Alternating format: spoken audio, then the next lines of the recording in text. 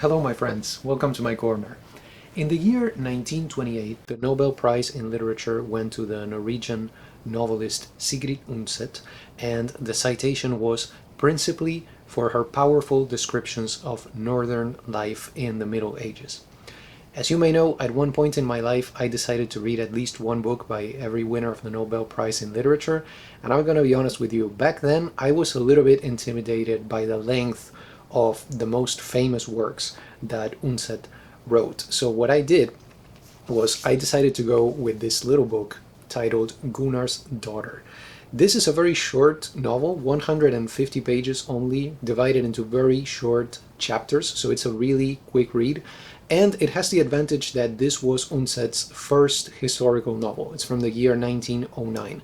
So it's excellent. I highly recommend it to you, but her masterpiece, according to many people, Kristin Lavransdatter, was pending reading for me. So let me show you the editions that I have. The first one that I owned was this one, which has the film cover, or an image from the film in the cover, something that I don't technically like most of the time. But my father actually got me this copy, and he brought it from Norway. One of his business trips, he went to Norway, and he knew that I was into all of these Nobel Prize winners, so I'm going to show you more from that trip actually. And he got me this edition right here.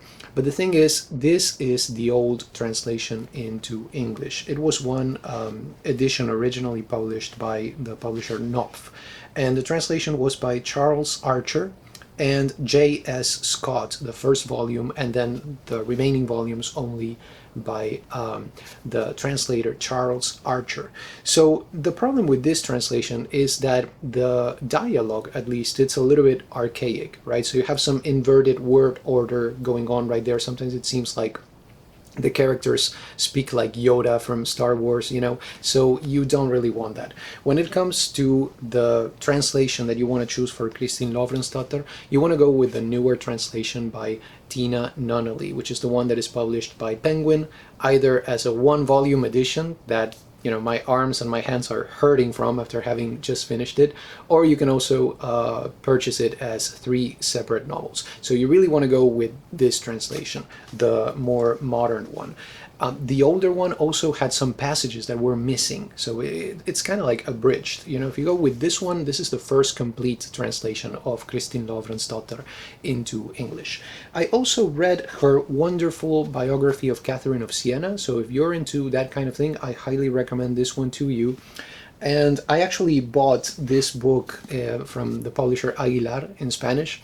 This is the Nobel Prize collection. I have shown you some of these before. And this one has the biography of Catherine of Siena. I bought this for my mother in Spanish. And get this, when they decided what to include here as, representation of her great work, they did not include Kristin Lavransdatter. They went for Olav Audunson, which is the tetralogy of also, historical novels about Norway in medieval times. So very interesting stuff going on, but today we are going to talk about Kristin Lavransdatter.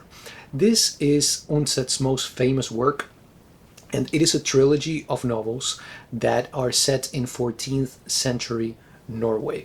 So the interesting thing about this is that the novels were published in 1920, 1921, and 1922. So we have a wonderful close publication right there of these books.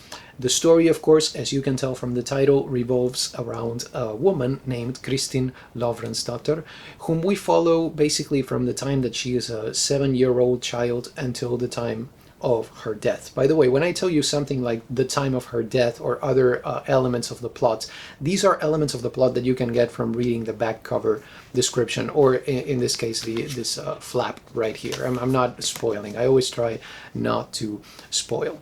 Now, structure. Okay, it's divided into 9 parts, the whole thing. So not only do we have a trilogy, but we have 3 novels that each of them has 3 parts to it. So it's a really interesting symmetrical kind of thing going on right there. The 3 parts are in turn divided into chapters, and the chapters are divided into sections. You have like spaces there between paragraphs, so that's another section. So that makes the pacing of the novel pretty fast, because it's divided into manageable portions. I wanted to tell you a little bit about the historical background, but I do want to say, before we say anything about this, you do not need to be an expert in Norwegian history in order to enjoy this novel, but it doesn't hurt if you know a couple of things, right? Especially regarding politics and religion. So that's what we're going to focus real quick. First of all, a note about politics, just so that you can understand the context going on right here. The action takes place primarily right before and during the reign of King Magnus. And right before he was king, it was his mother, Princess Ingebjorg, who was the de facto ruler. Now, King Magnus ruled both Norway and Sweden. And the conflict right here, when it comes to the plot of the novel, is the fact that the Swedish nobles, the Swedish knights, were acquiring more power during this time to the detriment of Norway. So that's the political situation that we have going on right here. And then regarding religion, this is going to be a very, very short note right here, but what we want to understand before we go into the reading of this novel is that this is a time in Norway in which Christianity is in its infancy. So there are many pagan elements that remain, for example, rituals. You're going to read about them. And also, just to give you a very quick example of what I mean by that, the question of priestly celibacy, right? Can priests marry? Can they have children? The answer within Christianity at this point was no.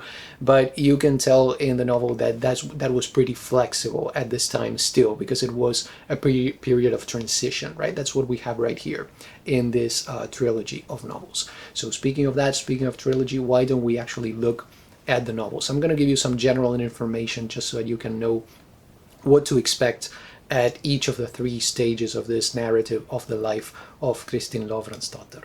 So the first novel is titled Kransen, or The Wreath. This is the one that was published in the year 1920. And we first meet Kristin's parents. Okay, we have Lavrans and Husfrue. They are her parents who live in an estate called Jørundgaard. So who are these people, right? Lavrans and Husfrue.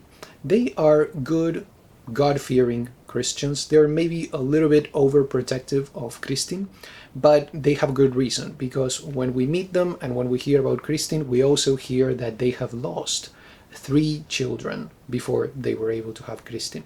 This is not, once again, a spoiler. They tell you this. They don't show you. So this is one of those moments right there.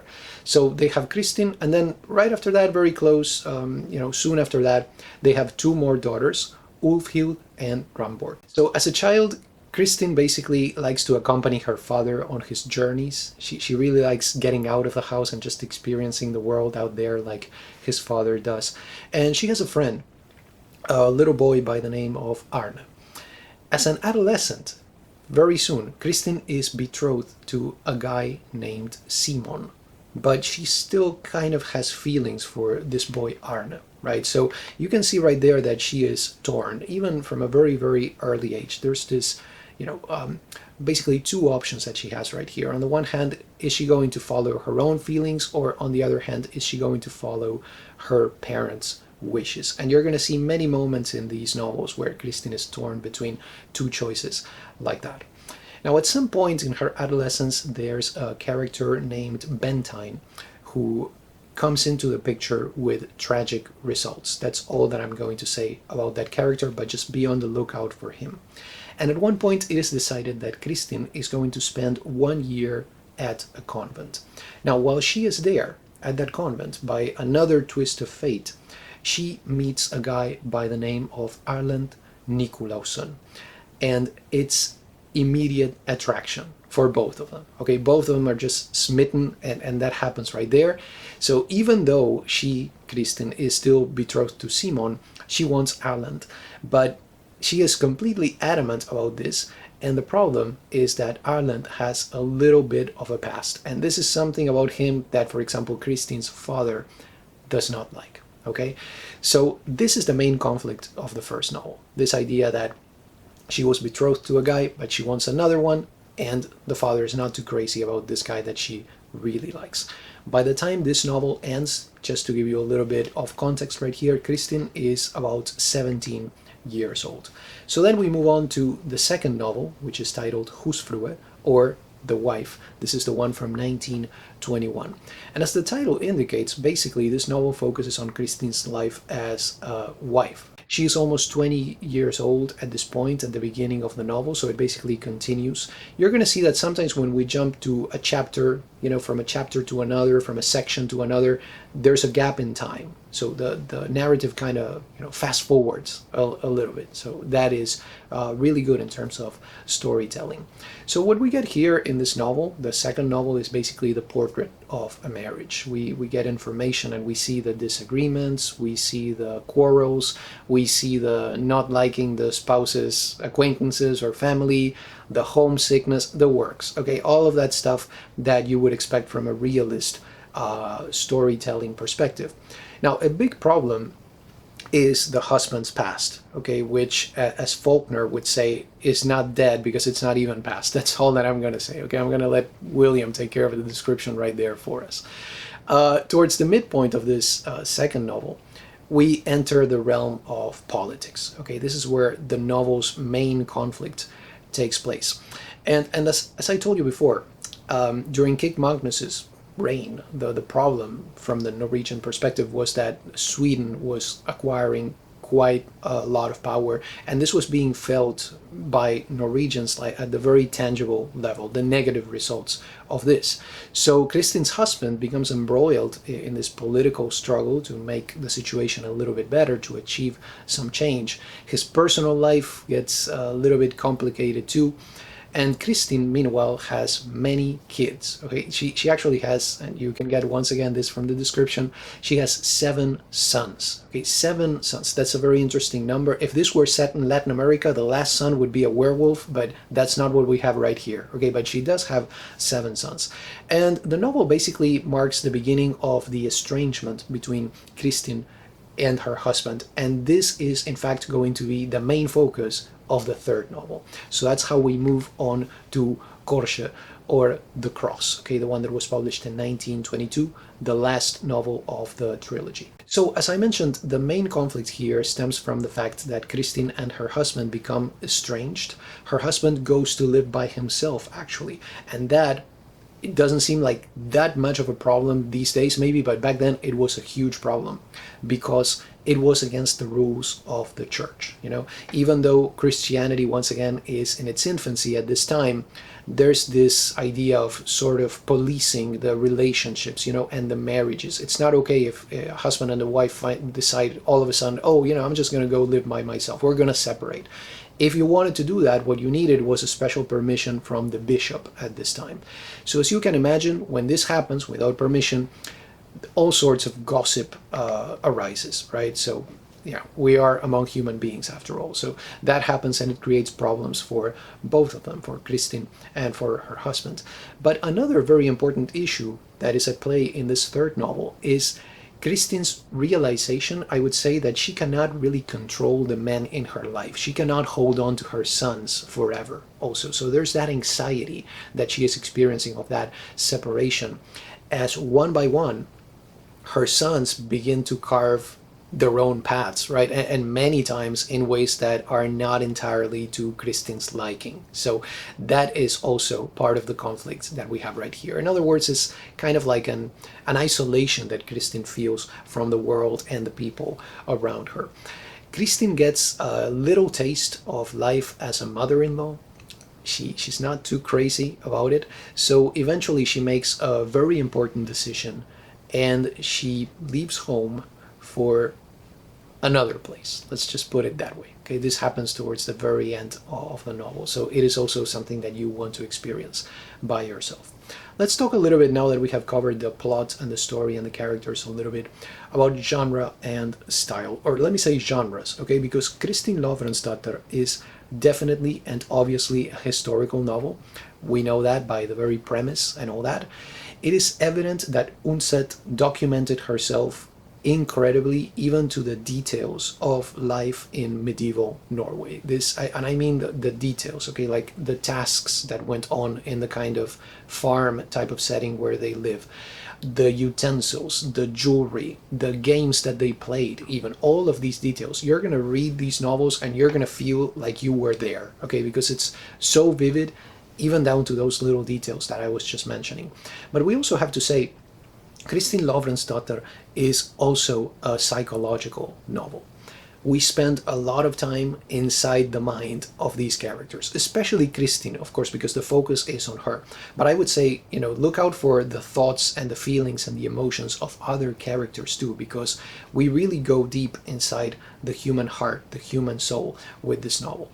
And regarding the style, I found it to be just an amazing combination of description, dialogue, action, introspection, memory, all of these things that are, into the mix when you have a very good story. Look out especially for beautiful descriptions of the landscape, for example.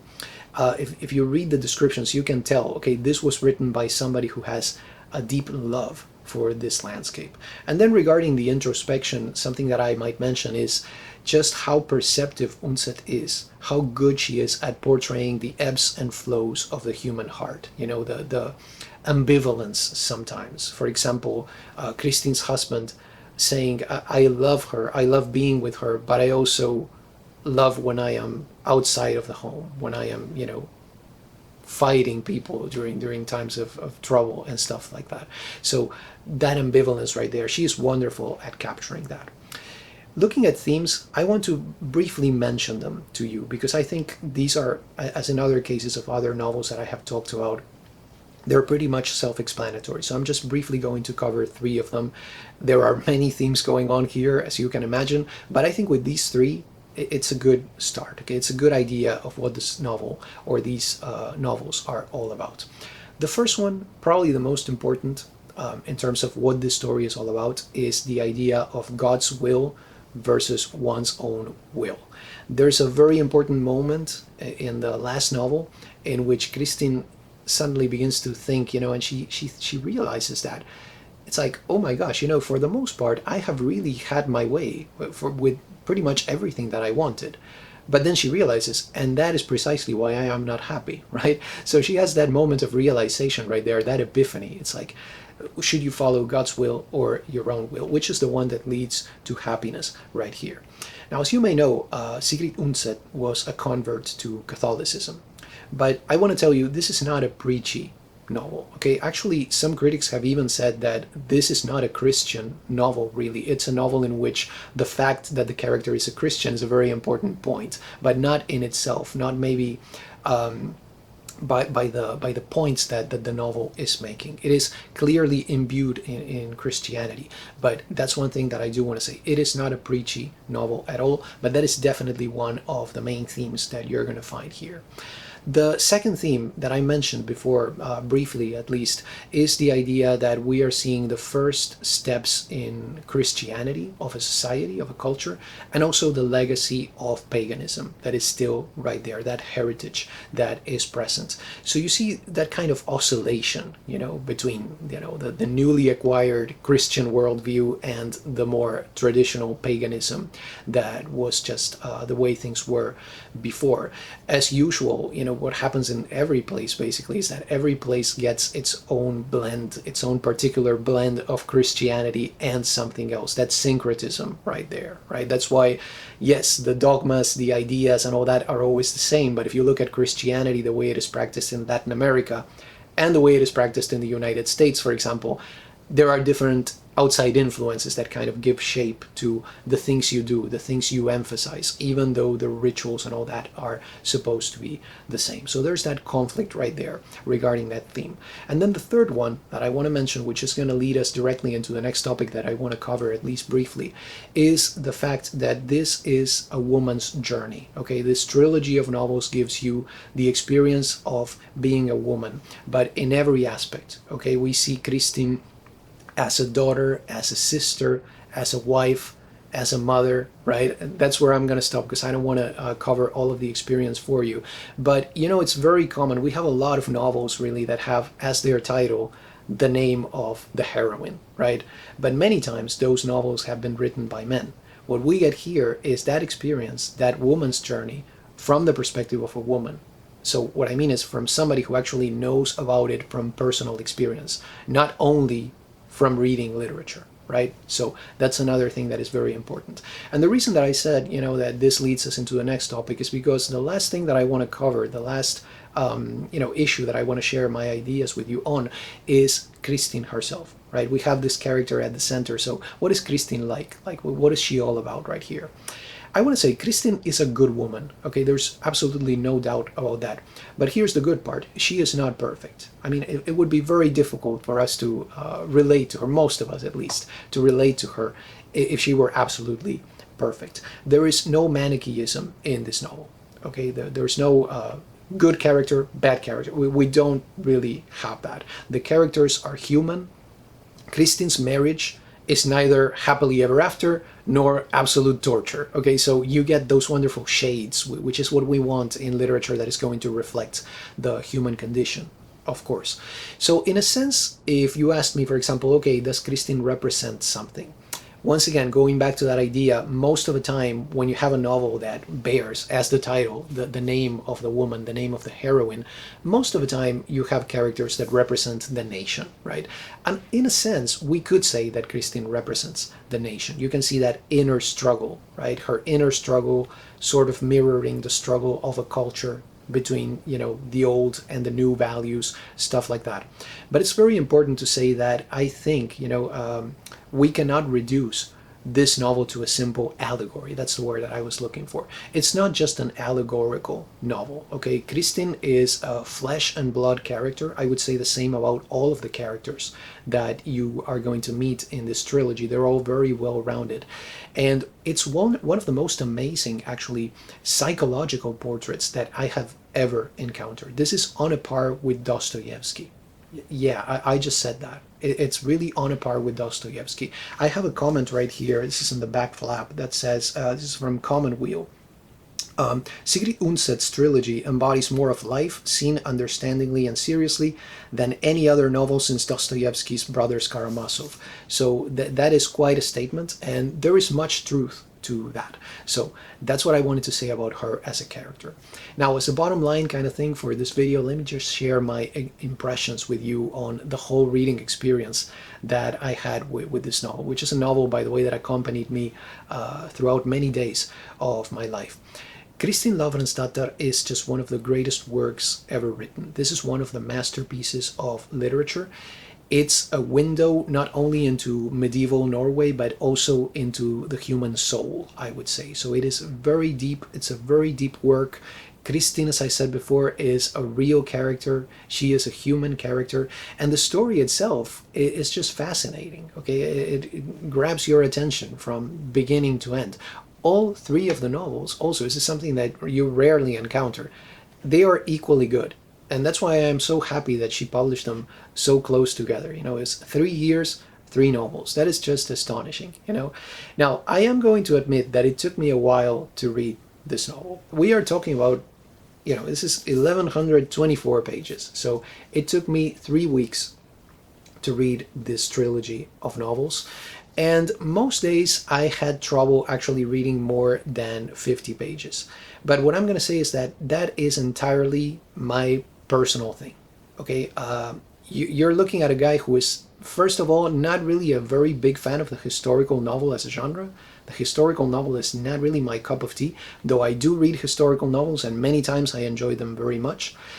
And on the other hand, something else to consider is that these long books tend to make me a little bit anxious. I think I have shared that with you before. I'm a novella kind of guy, but once again, just as with historical novels as a genre, I also read long books, and many times I enjoy them very much, and many times they are the kind of book that stays with me basically for the rest of my life. You have heard me talk about really, really long books in the past. So as I was telling you, yes, it took me a while to read it. It was not exactly a page turner, but I enjoyed every page. I am glad in a way that I read it a little bit slowly, because that way I feel that I got more out of it. And having spent so much time with these characters and with this story, I am sure that they are going to remain with me for a very long time. So even then, even taking into consideration that I'm not a huge fan of the historical novel and that long books give me anxiety, I am telling you, this is brilliant. This is a masterpiece, and I think you should read it. Those were my 2 cents on Kristin Lavransdatter by Sigrid Undset. I hope you enjoyed this video. Thank you so much for stopping by, and have a wonderful day.